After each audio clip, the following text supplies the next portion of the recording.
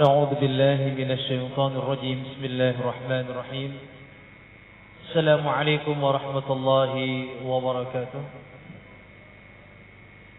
الحمد لله رب العالمين الصلاة والسلام على رسوله سيد المرسلين رسول الله محمد صلى الله عليه وسلم وعلى آله وأصحابه أجمعين قال رب اشرح لي صدري ويسر لي أمري واحلل عقدة من لساني يفقه قولي أما بعد.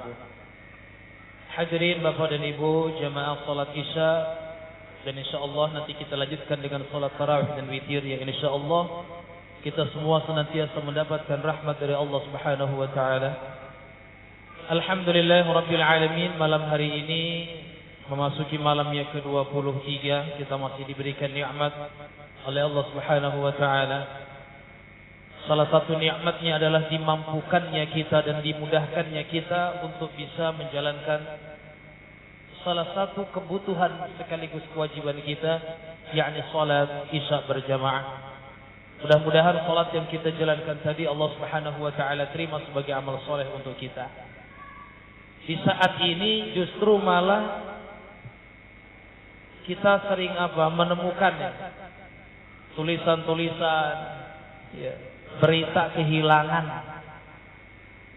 Jadi di beberapa masjid sudah diberitakan kehilangan para jemaah. Nanti keluar dari masjid, kalau ada pasar malam malah ramai. Ada tempat restoran malah ramai, masjidnya mulai sepi. Kembali kepada formasi awal. Inilah jamaah-jamaah yang memang sedianya menjadi jamaah tetap. Ternyata mencoba istiqamah itu Masya Allah luar biasa. Disebutkan dalam surat As-Saffat, walaula ni'matu rabbi lakuntu minal muhtarin. Saat orang yang sudah berada dalam surga melihat orang yang ada dalam neraka, dikatakan walaula ni'matu rabbi, kalau bukan karena nikmat dari Allah, maka kita sudah termasuk bagian orang-orang yang diseret ke dalam neraka jahanam. Artinya dimudahkan untuk ibadah itu juga nikmat. Dimudahkan untuk bisa menjalankan rutinitas dengan ibadah itu nikmat. Di saat masih banyak orang yang mungkin secara fisik lebih sehat dari kita, waktunya lebih luang dari kita, tapi belum dimudahkan untuk ibadah. Mobil khusus, tema yang memang disiapkan oleh DKM pada malam hari ini berkaitan dengan sholatul jamaah. Sesuatu yang mungkin sudah kita temukan dalam kebiasaan kita sehari-hari. Betapa sholatul jamaah itu betul-betul Rasulullah Sallallahu Alaihi Wasallam menekankan sekali. Apalagi bagi kita Bapak yang laki-laki nih ya. Sampai ada seorang sahabat namanya Abdullah bin Ummi Maktum. Ini seorang yang buta. Bertanya pada Rasulullah, Rasul, aku buta dan kadang sulit aku untuk ke masjid. Boleh nggak? Ada rukhsah nggak? Ada keringanan nggak? Aku bisa sholat di rumah. Tapi ditanyakan, hal sami'atan nida? Dengar nggak azan sampai ke rumahmu? Dengar ya Rasul. Kalau gitu tetap ke masjid.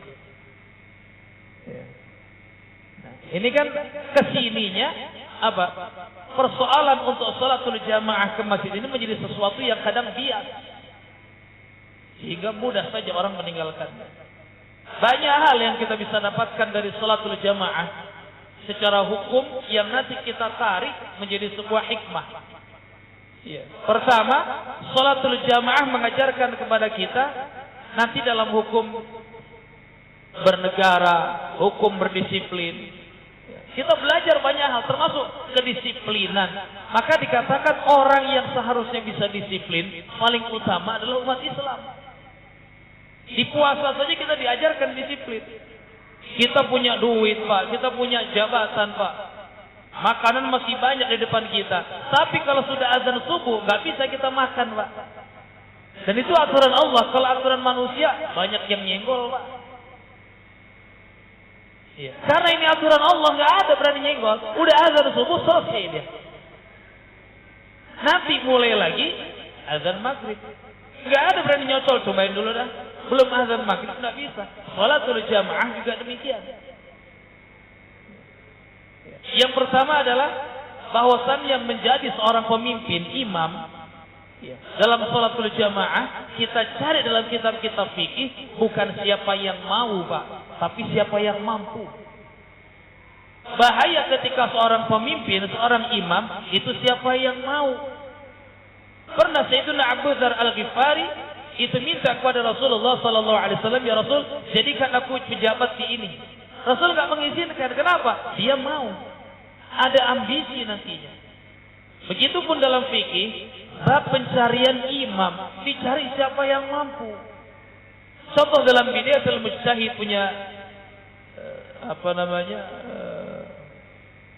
Ibnu Rushd.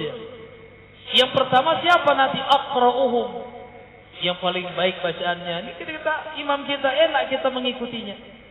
Ya.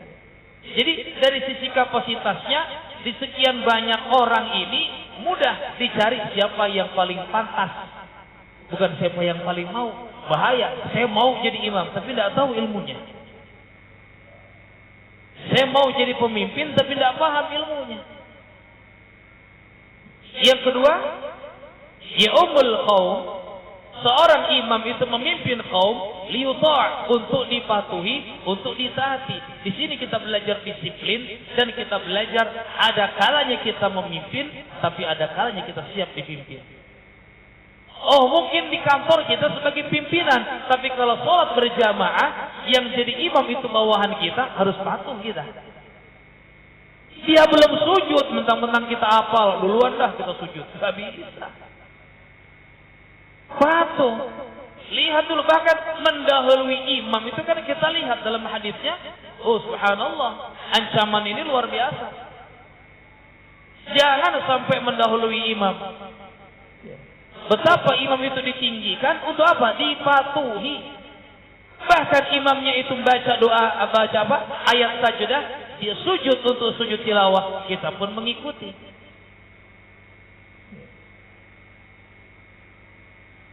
Kemudian apa lagi? Dalam salatul jamaah kita juga belajar tentang tadi. Kalau kelanjutan daripada disiplin, kita lihat salat berjamaah dimulai juga ketika sudah masuk waktu salat. Meskipun kita wudunya benar, Pak, niatnya benar, Allahu Akbar, belum masuk salatnya, ya enggak masuk dia salatnya. Hal yang luar biasa dalam kedisiplinan kita temukan dalam salat. Sekaligus nanti salat juga kita menjadikan diri kita sadar siapa diri kita sebenarnya, bahwa kita ini hanya seorang hamba manusia yang tentunya tetap merasakan diri kita rendah di hadapan Allah. Kita letakkan bagian terhormat dalam tubuh kita, kepala kita sejajar dengan kaki. Bapak Ibu rahimakumullah, salatul jamaah yang disampaikan Rasulullah sallallahu alaihi wasallam afdal, lebih utama daripada min salatil fardhi, daripada salat sendirian. Bisab'in wa isrin darajah, 27 derajat. Kenapa? Banyak hal yang kita bisa dapatkan. Ketika salatul jamaah bertemu dengan satu sama lainnya, ada musafahah, saling bersalaman. Ada apa lagi? Saling mendoakan. Ada apa lagi? Silaturahmi. Ini di antara hal-hal yang nantinya kenapa salatul jamaah lebih tinggi daripada salat sendirian. Dan kita patut bersyukur, Pak, untuk saat ini kita sholat berjamaah tidak diganggu oleh siapapun. Bayangkan di zaman Rasulullah SAW dulu, saat di Makkah katakanlah, memang saat di Makkah belum ada perintah untuk sholat jamaah. Kenapa? Belum siap saat itu keadaan umat Islam begitu tertindas. Maka ada sebagian itu yang hijrah ke Habasyah, ke Ethiopia. Baik yang pertama atau yang kedua dengan Sayyidun Ja'far bin Abi Thalib bin Abdul Muttalib.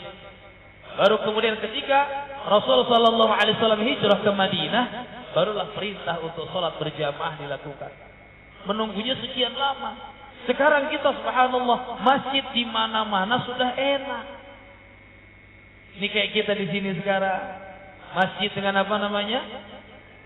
Karpetnya enak, AC-nya enak, subhanallah. Ya, itikaf di sini mah bisa jadi cuma numpang tidur nanti dia, karena enak di sini. Berangkat jam 9, ngantuk bangun jam 3, udah itu. Ya. Jadi Bapak Ibu rahimakumullah, kita ajarkan ya kepada, ini yang paling berat sekarang ini ya, generasi-generasi setelah kita. Bagaimana kita mengajak kepada anak-anak muda, bagaimana mengajak kepada anak-anak kita untuk bisa sholatul jamaah. Yang kadang apa? Kita temukan anak-anak itu ramai ribut, kalau ramai jangan ke sini. Maka akan terbesit dia, mendingan saya ribut, jadinya saya nggak usah ke masjid. Ini kita pikir bagaimana caranya agar mereka tetap di masjid tapi mengikuti kepada adab-adabnya. Kenapa? Jangan sampai kalau misalkan punten orang-orang tuanya tadi itu ada cara Allah, na'udzubillah, tiba-tiba diselesaikan semuanya. Siapa yang akan melanjutkan masjid-masjid yang ada ini? Kalau anak-anak kita pada akhirnya belum siap. Karena mereka lebih banyak berada di luar masjid. Ini Bapak Ibu, beberapa tempat di sekitar sini banyak kafe, banyak apa, pasti ramai. Sedangkan masjid ini kosong. Dan yang ramai selevel mereka, anak-anak muda. Ya, ini PR kita bersama, bagaimana menjadikan mereka lebih tertarik berada dalam masjid. Mudah-mudahan Allah Subhanahu wa taala memberikan kita kemudahan. Ya, seperti hanya doa Nabi Allah Ibrahim alaihissalam dalam salat Ibrahim ayat 40, Rabbi ja'alni muqimas salat wa min dzurriyyati rabbana wa taqabbal du'a. Ini bisa kita dawamkan doa ini agar harapan kita dan anak-anak cucu kita. Ini Nabi Ibrahim saja minta, Rabbi ja'alni, ya Allah jadikan aku muqimas salat, orang yang mendirikan salat, wa min dzurriyyati, dan keturunanku. Ya. Begitupun di ayat 37-nya ketika meletakkan Nabi Ibrahim pertama kali di tempat yang pada akhirnya keluar Zam-Zamnya, Rabbana liyuqimus salat. Ya Allah jadikan mereka orang-orang yang nantinya mendirikan salat. Ya, mudah-mudahan Allah menjadikan kita hamba-hambanya yang dimudahkan oleh Allah untuk bisa menjaga salatul jamaah. Karena ini salah satu di antara beberapa hal yang Allah sampaikan dalam Al-Quran di surat Al-Mu'minun. Orang-orang yang diberikan surga Firdaus, itu pun mereka yang bisa menjaga dalam salat berjamaahnya. Mudah-mudahan kita diberikan istiqamah untuk bisa 5 waktunya, dimudahkan oleh Allah untuk bisa salat berjamaah. Amin ya Allah ya rabbal alamin. Rabbi ij'alni muqimas salat wa min dhurriyyati rabbana wa taqabbal du'a. Rabbana atina fid dunya hasanah wa fil akhirati hasanah wa qina adzaban nar. Walhamdulillahi rabbil alamin. Assalamualaikum warahmatullahi wabarakatuh.